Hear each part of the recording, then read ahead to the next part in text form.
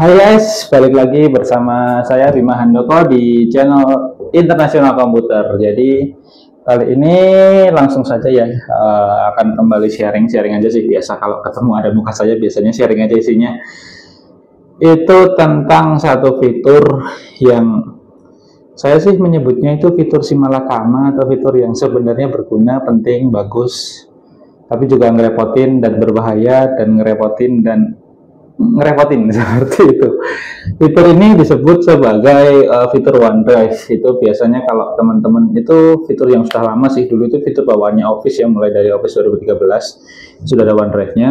Terus sekarang itu dia pre-install atau ngikut di Windows 10 sama 11 itu sudah otomatis ada OneDrive-nya juga. OneDrive sendiri itu adalah layanan cloud dari Microsoft.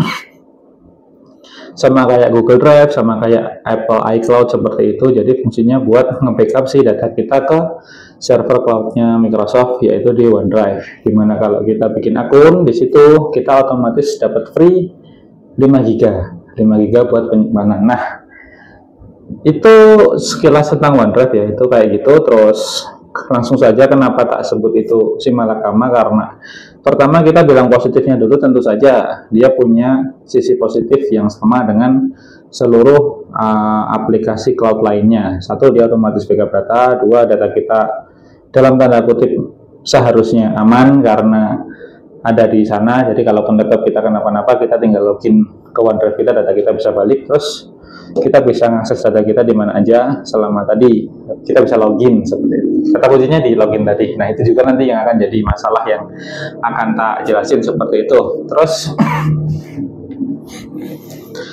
sekarang langsung aja ke kekurangannya atau kenapa saya bilang tadi ini fitur itu merepotkan gitu. Jadi ini fitur kan sebenarnya bagus ya. Bagus kalau dia idealnya itu diterapkan di sebuah negara, kan dibikin di Amerika ya, yang wifi-nya cepat, terus orang-orangnya juga udah ngeh atau udah paham tentang kepentingnya akun kita, pentingnya email sama password kita, pentingnya backup data gitu-gitu, orang-orang sudah paham lah. Makanya ini fitur jadi sangat berguna. Walaupun cuma 5 GB, kita bisa beli lagi lah kalau pengen lebih gede, kayak kalau nggak salah itu 100 GB itu per tahunnya 200.000 kalau nggak salah, kayak gitu. Nah, masalahnya saat kita tarik ini fitur terus kita pakai di Indonesia, itu sejauh pengalaman kami itu menyebabkan beberapa masalah seperti itu. Yang pertama langsung saja gini, di Windows 10 atau Windows 11 terutama yang udah pre-install dengan Office Home Student ya, yang ori juga Office-nya, itu setiap kita login ke OneDrive, jadi setiap kita nyalain laptop itu OneDrive-nya akan otomatis nyala kalau nggak disetting mati gitu. Terus setelah nyala OneDrive itu biasanya dia akan muncul pop-up nyuruh kita buat login. Kita bikin akun Microsoft kemudian login, atau kalau kita udah punya akunnya ya berarti login aja kan gitu. Nah, biasanya customer itu kayak, oh mas ini aku disuruh login ini berarti langsung login aja atau langsung bikin akun aja, ngikut aja lah apa kata yang ada di situ kan gitu. Jadilah itu dia login, bikin akun terus login, terus OneDrive-nya aktif lah. Nah, begitu si OneDrive ini aktif, dia akan langsung mengoverride atau mengambil alih file yang ada di 3 folder kita, di desktop, picture, sama dokumen. Nah, biasanya kan lokasi file itu kan kalau di local disk laptop kita itu dia ada di C, terus nanti folder user, terus nama user kita. Nah, di situ ada folder desktop, dokumen, picture, download, dan kawan-kawan yang gitu. Nah, kalau kita ngaktifin ini si OneDrive terus kita login, itu otomatis 3 folder tadi itu akan dipindahkan ke folder OneDrive. Sama di user juga, terus folder OneDrive, baru dalam folder OneDrive nanti ada dokumen lagi, ada picture lagi, ada desktop lagi, seperti itu. Dan yang ditampilkan di quick access kiri itu nanti akan jadi tampilan yang di OneDrive aja. Nah, terus masalahnya di mana mas? Kan sama aja gitu. Nah, di sini tak jelasin. Satu, kita adalah negara yang belum teredukasi dengan baik dan benar tentang pentingnya punya akun. Orang-orang selalu lupa emailnya, lupa passwordnya, seperti itu. Lupa password itu adalah sepertinya hobi orang Indonesia ya, lupa password itu. Makanya setiap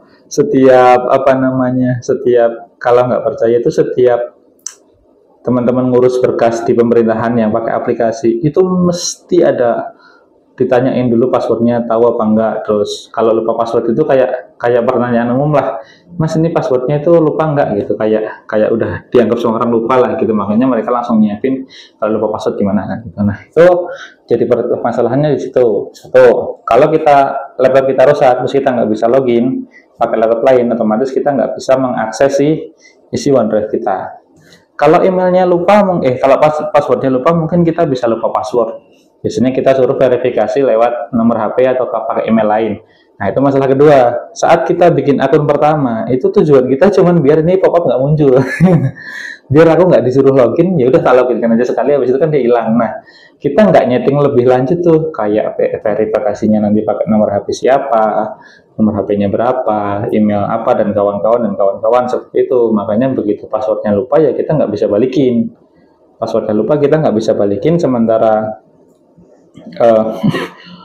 folder OneDrive tadi walaupun kesannya sama, dia cuma folder, cuman dia punya namanya permissionnya itu beda sama folder biasa yang ada di laptop kita. Jadi yang bisa mengakses itu cuman ya laptop yang login ke OneDrive-nya tadi, seperti itu. Itu memang fungsinya buat keamanan juga sih, benar.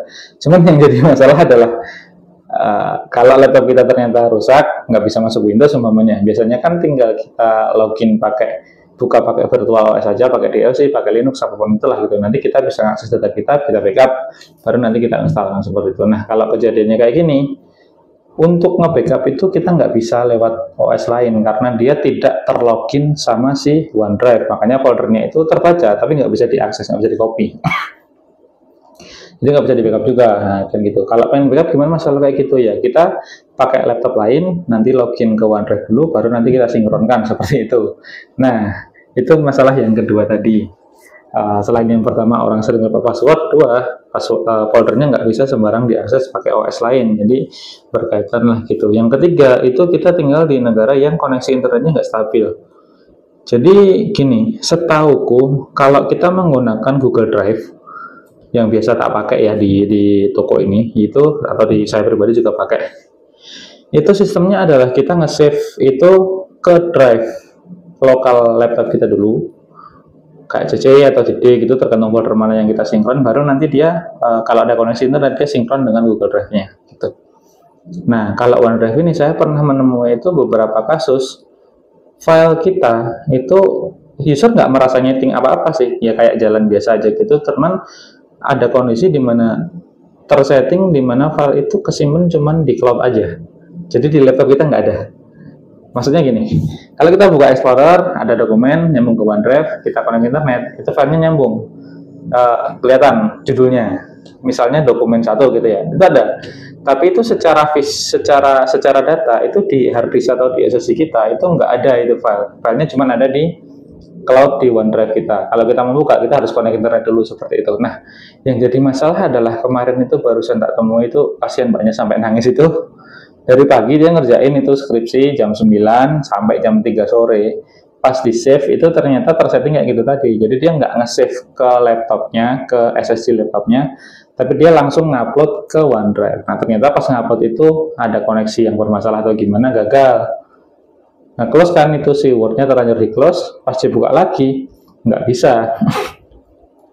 Terus dibawa ke toko, coba tak cek di OneDrive-nya, memang ada history file itu, tapi filenya udah nggak ada. Jadi kemungkinan kan dia last modified-nya itu masih tadi pagi gitu loh. Jadi editan yang dia seharian itu nggak masuk ke harusnya kan kalau terakhir dia di jam 3 kan last modified-nya juga jam 3 kan gitu. Itu masih jam 9, berarti kan dia belum diedit belum terupdate dari terakhir kali dia nge-save di jam 9 pagi tadi gitu. Nah, terus coba cari di drive lokalnya, enggak ada, karena ya tadi sistemnya itu dia langsung, kalau kita save kita langsung upload, jadi kayak drive-nya di laptop kita tuh di bypass gitu loh. Itu sebenarnya kan kalau dulu itu sering kepakai sistem kayak gitu tuh di laptop-laptop yang kayak semi-semi tablet gitulah, yang masih pakai eMMC tanam, dia cuma 32 GB, cuma 64 GB, itu kan kecil. Makanya semua data itu pakainya cloud, nyambung ke internet. Jadi laptop kita cuma jalanin aplikasi aja, datanya nyambung ke cloud gitu. Tujuan awalnya gitu kayaknya. Terus cuman masalahnya kan itu nggak semua orang menyadari fitur itu, dan nggak semua orang ngeh gitu loh. Dan kebetulan juga jatuhnya si koneksi internetnya mungkin bermasalah atau gimana dan kawan-kawan, ya akhirnya jatuhnya kayak tadi seperti itu. Nah, itu tadi 3 hal yang tak sampaikan kenapa menurutku OneDrive itu cenderung merepotkan gitu. Kita nggak bisa backup datanya, ribet kalau terjadi kerusakan. Kalau semuanya dalam kondisi normal sih bagus, itu fitur nggak masalah. Cuman kan kita punya masalah di 3 hal tadi gitu. Satu, akun suka lupa, email lupa, password lupa, itu udah pasti. Terus yang kedua, kalau terjadi kerusakan kita nggak bisa backup secara langsung, kita harus lewat cloud dulu, itu satu ribet, dua lama. Kalau filenya banyak ya, kalau cuma 5 giga mungkin sehari beres lah ya, tapi kadang kan ada yang saya pernah itu 80 giga itu di cloud semua, jadi harus download dulu satu-satu kan, lumayan lama kan gitu. Terus yang ketiga tadi adalah masalah jaringan gitu. Ada kasus yang kita temui di mana datanya hilang itu gara-gara jaringannya nggak stabil pas ngupload ke cloud, sementara di hard drive atau di SSD laptopnya secara offline itu nggak kesimpan, nggak kesinkron seperti itu. Terus cara kita menanganinya gimana, Mas? Ini saran aja sih, saran aja, tapi itu tak wajibkan, bukan tak wajibkan sih, sangat tak sarankan. Itu adalah kita balik ke masa lalu aja sih, paling aman itu gitu. Maksudnya balik ke masa lalu kita ke gimana? Asumsi customer kami kan kebanyakan di sini mahasiswa ya, bukan orang kantoran gitu. Kalau kita di kantor, kita punya PC yang diem di tempat, koneksi internet lancar terus dan kawan-kawan, pakai layanan cloud itu nggak masalah. Kantorku juga pakai, toko ini juga pakai, dia pakainya Google Drive. Jadi kita kerja gitu, dia save dulu ke kayak nak jelasin tadi lah, save dulu ke harddisknya, baru harddisknya sinkron gitu. Itu nggak ada masalah. Tapi kalau asumsi kayak mahasiswa gitu kan, mungkin kadang ngerjain di kafe, kadang di rumah temen, kadang di kosan, kadang di mana, kadang di kampus gitu kan, sinyal juga nggak terlalu bisa diandalkan seperti itu. Jadi mending kita balik ke back to basic aja lah, kembali ke masa lalu. Biar data kita aman gimana sih? Satu, fitur OneDrive sebaiknya dimatikan aja. Cara matikannya gimana? Startup-nya dimatikan, bukan fiturnya sih. Jadi teman-teman bisa masuk, kalau di Windows 10, Windows 11 ya, masuk ke Task Manager aja, nanti ada startup, terus ada OneDrive, di klik kanan aja disable startup gitu. Itu biar OneDrive-nya nggak muncul-muncul, sehingga kita nggak kemis buat login. Nah, seperti itu. Satu. Yang kedua, jangan biasakan nyimpen data di drive C. Drive C itu termasuk yang biasanya di sebelah kiri atas itu ada desktop, ada download, ada dokumen, ada picture, ada video. Jangan nyimpen data di situ. Kalau kita download film atau download file, memang maksudnya ke download dulu, habis itu pindahin. Kemana? Taruh semua data di drive selain C. D, E, F, terserah apapun itu konfigurasi laptopnya. Monggo, nanti ditaruh di situ. Nah, ini yang paling penting nih. Ditata yang rapi. Saya pernah nemuin satu customer, di folder dokumen itu isinya semua tugasnya dia, semua mata pelajaran dari semester 1 sampai semester akhir, sampai dia skripsinya juga numplok terjadi satu folder di situ. Apa tidak sulit itu mencarinya? Seperti itu kan. Kalau kita butuh file ini, file itu kan repot seperti itu. Nah, sebaiknya ditata yang rapi sesuai kategorinya. Oh, kita bisa bikin ini foto, video, dokumen, atau kuliah, maunya kan gitu. Nah, nanti di kuliah bikin subfolder lagi. Semester 1, 2, 3, 4, nanti subfolder lagi. Oh, ini mata kuliahnya ini. Kalau skripsi ya skripsi bab 1, bab 2. Nah, ditata yang rapi sehingga kalau kita nyari lebih gampang. Dan kalaupun sialnya penyimpanan kita nggak sengaja ke format atau ternyata hilang, saat proses recovery itu akan lebih gampang kalau datanya ditata dengan rapi seperti itu. Nah, terus itu langkah kedua, jangan nyimpen data di C, nyimpen datanya di DEF, di data yang rapi. Yang ketiga adalah kita sebaiknya melakukan backup secara manual. Maksudnya gimana?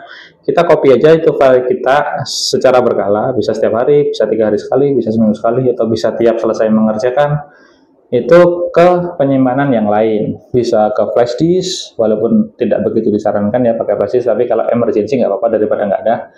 Bisa ke hard disk eksternal, SSD eksternal, bisa ke parah-parahnya micro SD juga nggak apa-apa. Yang penting judulnya adalah penyimpanan yang lain. Fungsinya buat apa? Data digital kita tidak pernah tahu kapan dia hilang.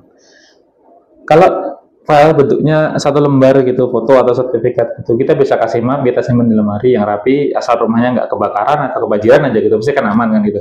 Tapi kalau laptop kan terlalu banyak kemungkinan yang bisa membuat kita kehilangan data. Makanya cara paling aman adalah nge-backup tadi.